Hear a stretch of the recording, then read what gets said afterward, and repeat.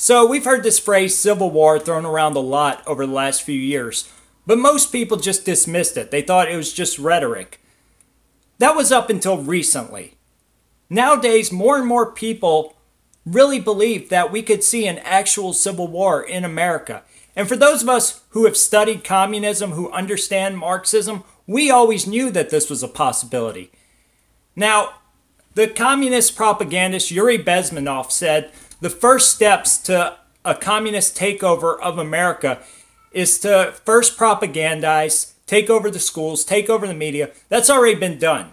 Then he said you have to ostracize. You go after your political opponents, ostracize them, and then you demoralize them. You attack them.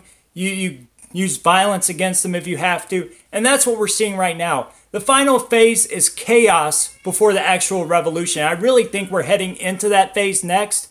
But if you don't believe we're already at the demoralization phase, check this out. The folks calling for stability might need to check their privilege. And 25% of the country, whether it's 25, 20, 30%, are hardcore racist. They do not want to see brown people coming into America. That's just what's going on here. If you vote for Trump, then you, the voter, you, not Donald Trump, are standing at the border like Nazis, going, you here, you here. And I think we now have to flip it. And it's a given the evilness of Donald Trump. Are they just the most stoic human beings? Are they numb? Are they dead inside? We can't just do rallies. We have to fight back. There will be casualties on both sides. Anybody who votes for and supports a racist is a racist. So in that clip, you see people from the media, people from politics, and people from Hollywood all calling their political opponents racist and Nazis. And this is part of a huge propaganda campaign led by the left to try to ostracize Republicans. And the left are geniuses at playing identity politics. They've been doing it for a very long time. They were doing this back in the 60s when the Democrats were the party of the KKK. And they've used the narrative that the parties flipped. But this isn't true. Many of the same people calling people racist now, people like Hillary Clinton, people like Chuck Schumer, people like Nancy Pelosi, they were Democrats back in the 1960s when it was the party of the KKK. They never switched parties. But they use this propaganda, this disinformation, these tactics to try to demoralize their political opponents. And it's only getting worse. In fact, I think we're seeing right now a huge coordination between Hollywood, between the activist wing of the Democratic Party, and some major corporations to try to stoke this division in America. And I want to show you guys some clips from upcoming movies. And you will see, just like with the old movies from the 1940s and 50s that promoted the KKK and painted blacks as violent, as Neanderthals, watch what's coming out in the next few months from Hollywood. I really think they are planning to try to bring this nation to its knees, and they're going to try to use certain black activist groups, certain minority activist groups as their shock troops. Because the left, they don't care about those people. They think of them as just that, as cannon fodder. So, yeah, check these clips out. Out of the car. Yo, Star, you okay? Go back where he told you. Khalil, I'm not playing. Go back where... What did you do?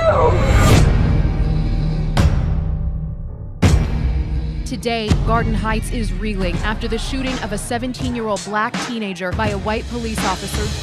We live in a complicated world. It doesn't seem that complicated to me.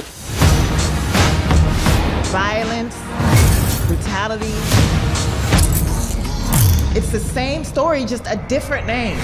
When I attack with impact, it's real tactful. The black cat waited and sat, debated. It's best if she don't talk to 5 with a passion while seeking. He's threatening her. The only true power is the power within the people. It's about more than just Khalil.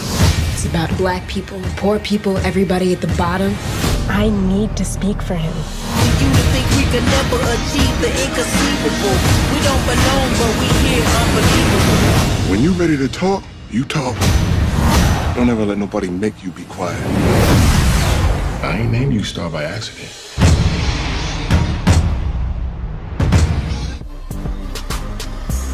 Yo! Bro! Stop! Stop! Don't you! Don't stop!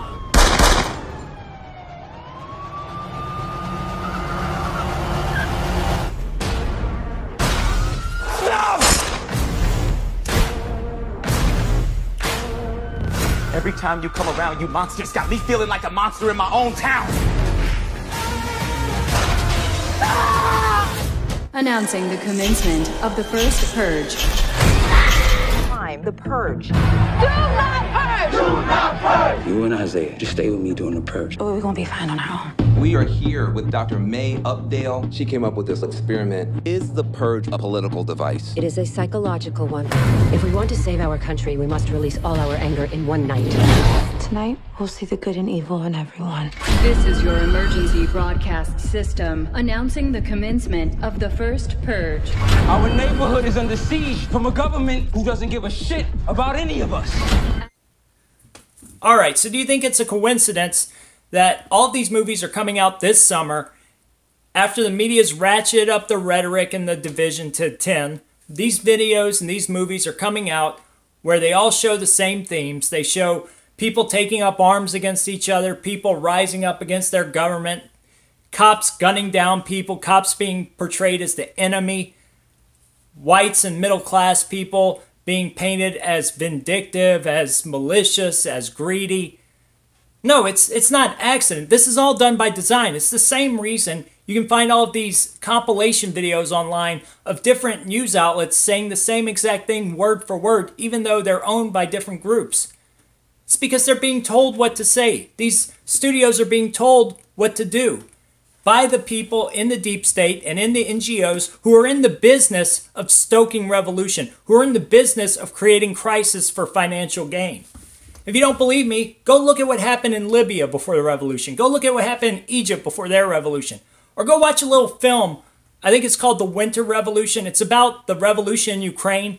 If you watch that movie, you will see what happened there is exactly what's happening here. First, they came out with the Antifa groups, and then they had their little neo-Nazi group with the tiki torch. It looked just like Charlottesville. Complete psyop there. You know, and then you have all of these groups coming together, clashing in the streets, and then they have all these different crises that they create outrage around, and they get all these protesters protesting different things, and then they get one big protest in the middle of the city, and when they get enough people in there, then somebody gets shot or something happens, a catalyst that caused everybody to freak out, and then the shooting starts. It gets hot. And that's what we've seen here. You know, they're ratcheting up the rhetoric. They're ratcheting up the division. Exactly what happened in Ukraine. They painted the politicians there as corrupt. They tried to turn the people against their president, against their representatives, and it all erupted. They portrayed police as bad, and you know, then they blamed some shootings on the police, even though nobody could prove it, and the whole country fell apart. And that's exactly the playbook they're using here. It's the same playbook the deep state and the NGOs have always used. We can't fall for it, guys.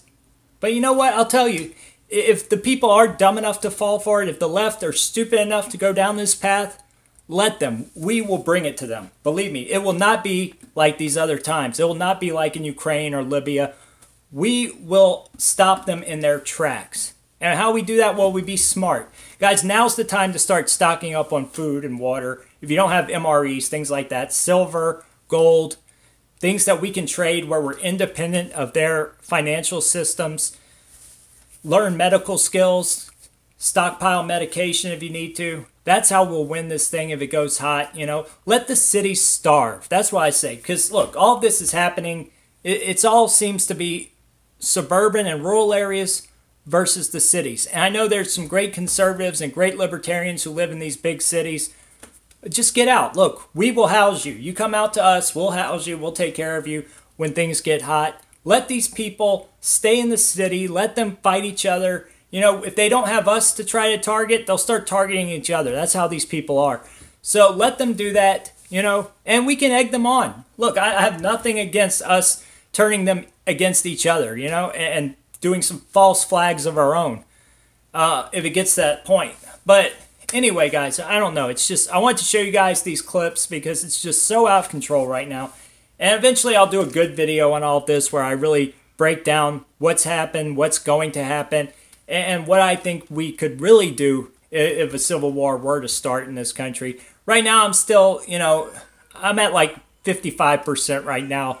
I think it's more likely than ever before, and I think it may be inevitable. But, you know, at the same time, who knows? I don't think they'll let Trump have another election, though. I think that would be the event that would really change things. You know, if Trump wins again, they will try to do something very drastic. Even midterms. If they don't win at midterms, they might try to do something drastic. If Trump does win again, yeah, they might go apeshit. But at the same time, you know, if we win, or if they win, they win, you know, they might use it as a chance to punish us, to try to be vindictive and get their revenge on us for what? For trying to save America, for wanting to protect our nation from the problems of other countries. Yeah, I mean, it sounds ridiculous, but they think that we are somehow hurting them by not letting illegals in, by, you know, wanting a travel ban, by wanting to pay less in taxes.